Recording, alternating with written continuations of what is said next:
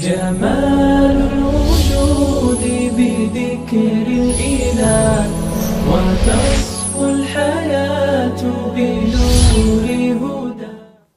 بسم اللہ الرحمن الرحیم. آج میں آپ کے سامنے 22ویں پارے کا خلاصہ اور تفسیر پیش کروں گا. اعوذ باللہ من الشیطان الرجیم. بسم اللہ الرحمن الرحیم. ومن یقنط منکن للہ ورسولہ وتعمل صالحا.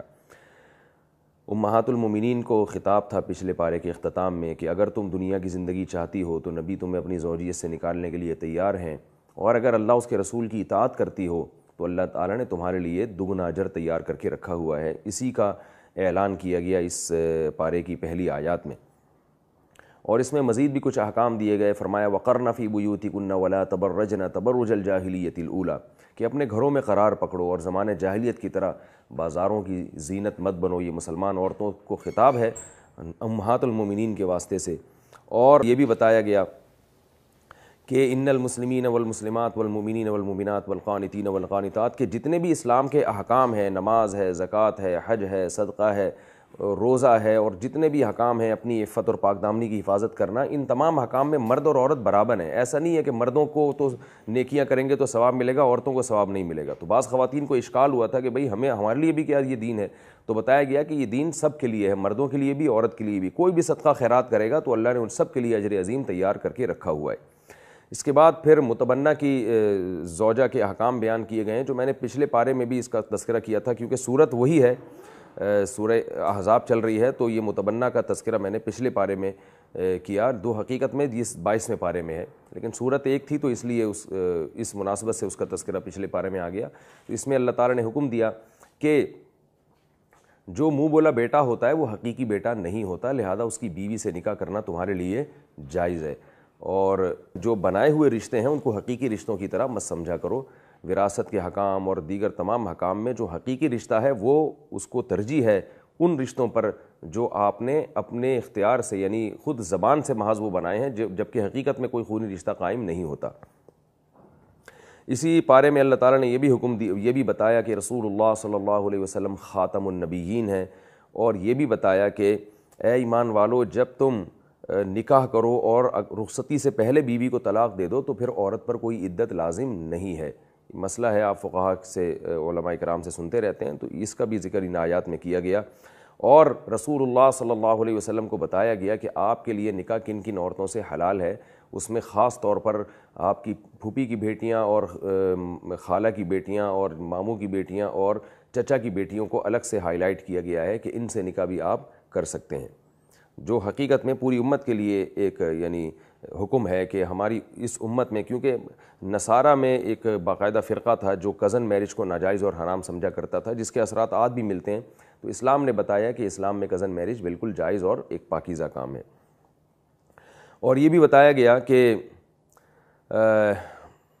اے ایمان والو، تم رسول صلی اللہ علیہ وسلم پر درود و سلام پڑھا کرو. ان اللہ و ملائکتہ یصلون علی النبی، اللہ تعالیٰ بھی اپنے نبی پر رحمت بھیجتے ہیں اور فرشتے بھی رحمت کی دعائیں کرتے ہیں. تو یا ایھا الذین آمنوا صلوا علیہ وسلموا تسلیما، اے ایمان والو تم بھی محمد صلی اللہ علیہ وسلم پر صلاۃ و سلام پڑھا کرو. اور یہ بھی بتایا گیا کہ نبی کی جو زوجات ہیں ان پر پردہ فرض ہے. وَإِذَا سَأَلْتُمُوهُنَّ مَتَاعًا فَاسْأَلُوهُنَّ مِنْ وَرَاءِ حِجَاب، صحابہ کرام کو حکم دیا گیا کہ جب تم کوئی چیز ان سے مانگو یا کوئی شرعی مسئلہ پوچھو تو پردے کی آڑ میں یہ کام ہونا چاہیے. ذَلِكُمْ أَطْهَرُ لِقُلُوبِكُمْ وَقُلُوبِهِنْ، یہی تمہارے لیے زیادہ پاکیزگی کا ذریعہ ہے. اور یہ بھی بتایا گیا کہ اے نبی اپنی زوجات سے، اپنی بیٹیوں سے، اپنی بیویوں سے کہہ دیجئے کہ جب وہ بازار میں نکلیں یا گھر سے باہر نکلیں، یدنین علیہن من جلابیبہن، تو اپنے اوپر اپنی چادروں کو ڈال لیا کریں. یہ پردے کی آیات ہیں، اس کے بعد سے اسلام میں پردے کو فرض قرار دے دیا گیا.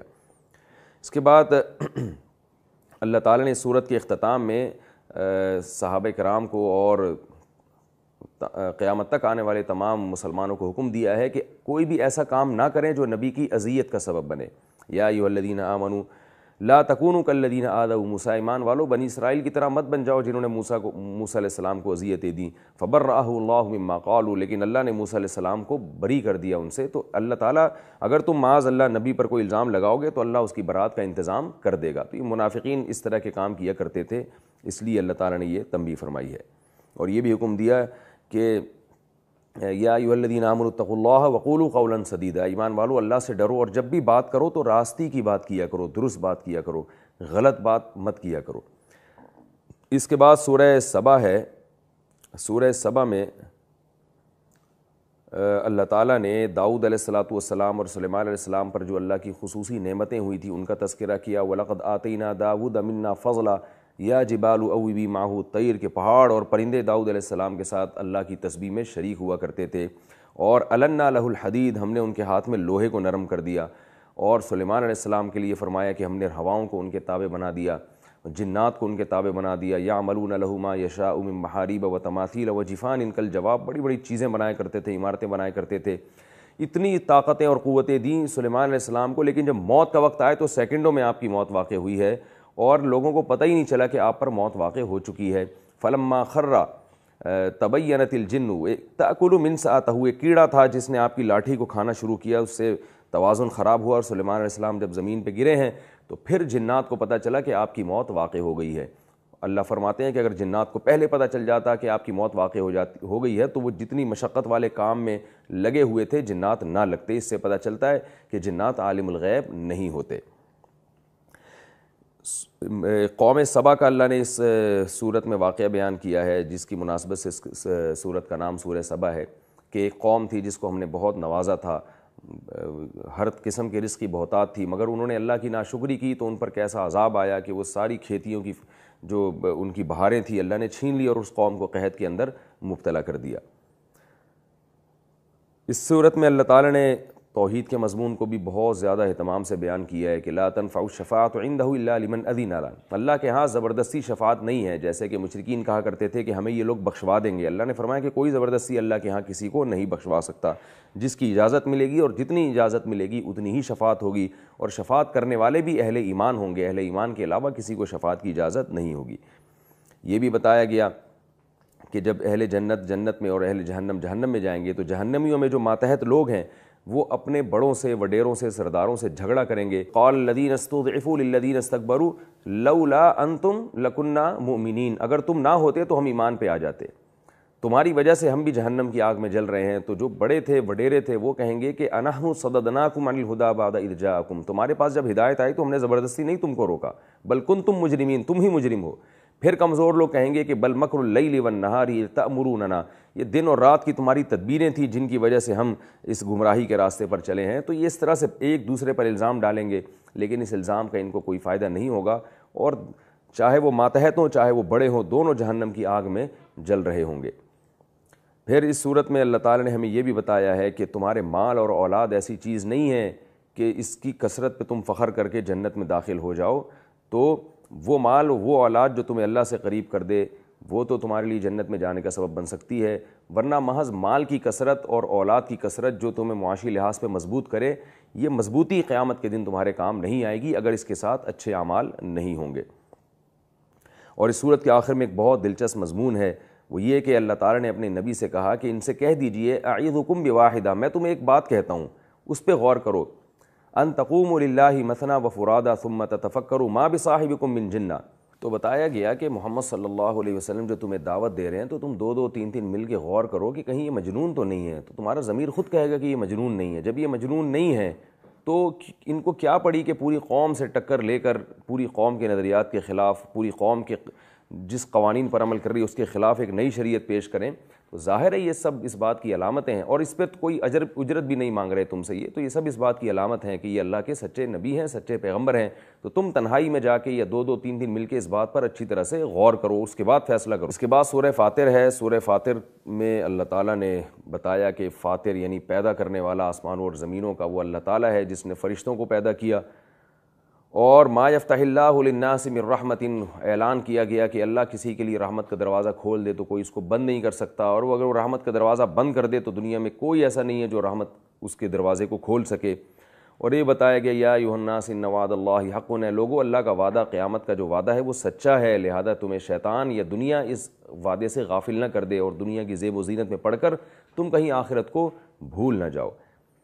اس صورت میں توحید کا بھی مضمون بہت اہتمام سے بیان کیا گیا اور بتایا گیا کہ تم اللہ کے سوا جن بتوں کو اور جن معبودوں کو پکارتے ہو، ما یملکون من قطمیر، وہ تو کھجور کی جو گھٹلی کے اوپر جھلی ہے نا اس کے بھی مالک نہیں ہے، تو اس سے زیادہ طاقتور تو تم خود ہو، تو یہ کیسی بات ہے کہ تم ایسے معبودوں کو پکار رہے ہو جو کسی بھی چیز کے مالک نہیں ہیں، اور اس احکم الحاکمین کو چھوڑ رہے ہو جس نے کائنات کی ایک ایک چیز کو بنایا اور وہ ہر چیز کا مالک ہے۔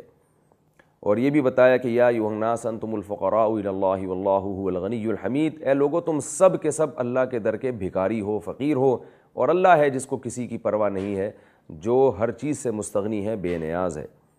اور یہ بھی بتایا کہ ان اللہ یمسک السماوات والارض، کہ اللہ ہے جس نے آسمانوں اور زمینوں کو تھاما ہوا ہے، اگر یہ آسمان اور زمین ان کا بیلنس خراب ہو جائے، ان کا توازن خراب ہو جائے تو جو تباہی آئے گی اس تباہی کو بچانے والا بھی اللہ ہے، یعنی یہ توازن اگر خراب ہو جائے تو اس توازن کو برقرار کرنے والا، دوبارہ اپنی نہج پہ لانے والا بھی وہ اللہ ہی ہوگا، اللہ کے علاوہ کسی میں طاقت نہیں ہے۔ تو اس توازن کے برقرار رہنے میں بھی تم اللہ کے محتاج، اور اس کو اپنی جگہ پر دوبارہ لانے میں بھی تم اللہ کے محتاج ہو، لہذا اللہ سے ڈرو۔ اور اہل جنت کی علامات بھی بیان کی گئیں کہ جنت میں جا کے وہ اللہ کا شکر ادا کریں گے، الذی احلنا دار المقامۃ لا یمسنا فیہا نصب، کہ اللہ وہ ذات، وہ بڑی تعریف والی ذات ہے جس نے ہمیں ہمیشگی کے گھر میں ٹھکانہ دیا، نہ ہمیں یہاں کوئی تھکاوٹ ہوگی، نہ ہمیں یہاں کوئی غم ہوگا۔ تو اللہ تعالیٰ فرماتے ہیں کہ اہل جنت میں جا کے اللہ تعالیٰ کا اس طرح سے شکر ادا کریں گے۔ اور اس صورت کے اختتام پہ یہ بھی بتایا گیا کہ اللہ تعالیٰ اگر لوگوں کو ان کے گناہوں پہ پکڑنا شروع کر دیں، لو یؤاخذ اللہ الناس بما کسبوا ما ترک علی ظہرہا من دابہ، تو انسان تو کیا زمین میں ایک جانور اور چوپایا بھی زندہ باقی نہیں بچے گا، لیکن اللہ نے ان کو ایک مہلت کا وقت دیا ہوا ہے، کیونکہ حساب و کتاب کا ایک دن ہے، اللہ تعالیٰ اس سے پہلے سزا عام طور پر نہیں دیتے۔ اس کے بعد سورہ یاسین ہے، سورہ یاسین کا کچھ حصہ 22ویں پارے کے اختتام میں ہے اور زیادہ تر حصہ 23ویں پارے میں ہے۔ تو جو ابتدائی حصہ ہے وہ میں اس کو بیان کر دیتا ہوں۔ اس میں اللہ تعالیٰ نے قرآن مجید کی قسم اٹھائی اور بتایا کہ اے محمد صلی اللہ علیہ وسلم، آپ اللہ کے سچے پیغمبروں میں سے ایک پیغمبر ہیں۔ رہا یہ مسئلہ کہ یہ آپ پر ایمان نہیں لاتے، تو اللہ تعالیٰ نے بہت سے لوگوں کو ان کی بدعمالیوں کے سبب ان کے دلوں پر مہر لگا دی ہے، جس کی وجہ سے وہ ایمان نہیں لاتے۔ وَسَوَاءٌ عَلَيْهِمْ أَأَنذَرْتَهُمْ أَمْ لَمْ تُنذِرْهُمْ لَا يُؤْمِنُونَ، یہ وہ بدبخت لوگ ہیں کہ ان کے دل ایسے سیاہ ہو چکے ہیں کہ ان کو آپ ڈرائیں یا نہ ڈرائیں یہ لوگ ایمان نہیں لائیں گے۔ اور ایک بستی کا واقعہ بیان کیا گیا، وَاضْرِبْ لَهُم مَثَلًا أَصْحَابَ الْقَرْيَةِ اذ جاءها المرسلون، کہ ایک بستی تھی جن میں ہم نے پیغمبروں کو بھیجا، لوگوں نے ان کا انکار کیا، تو اللہ نے مزید ایک پیغمبر کو بھیج کے ان کی تائید کی، تاکہ ان پیغمبروں کو تقویت ملے اور لوگ ایمان لے کر آئیں۔ اس کے باوجود لوگ ایمان نہیں لائے۔ اللہ کی طرف سے جب آزمائشیں آنا شروع ہوئیں قوم پر، تو بجائے یہ اللہ کی آزمائش کے وہ کہنے لگے انا تطیرنا بکم، معاذ اللہ یہ تو آپ کی نحوست ہے، پیغمبروں کو یہ طعنے دینے لگے۔ تو اللہ تعالیٰ نے ایک شخص جو ایمان لا چکا تھا، شہر کے کنارے پہ رہتا تھا، جس کا نام بعض مفسرین حبیب نجار بیان کرتے ہیں، واللہ عالم، تو وہ بھاگتا ہوا آیا۔ اس کا واقعہ اللہ نے بیان کیا کہ وہ اپنی قوم کو آ کے کہنے لگا، یا قوم اتبعوا المرسلین، ان لوگوں کی اتباع کرو، اتبعوا من لا یسألکم اجرا وہم مہتدون، یہ تم سے اس تبلیغ پر کوئی پیسے نہیں مانگتے، اجرت نہیں مانگتے، اور یہ ہیں بھی سیدھے راستے پر۔ یہ 22ویں پارے کا اختتام تھا۔ اللہ تعالیٰ سے دعا ہے کہ اس پارے میں ہم نے جو کچھ پڑھا سنا، اللہ تعالیٰ اس پر ہمیں صدق دل سے عمل کی توفیق عطا فرمائے۔ وما علینا الا البلاغ۔ جمال الوجود بذكر الإله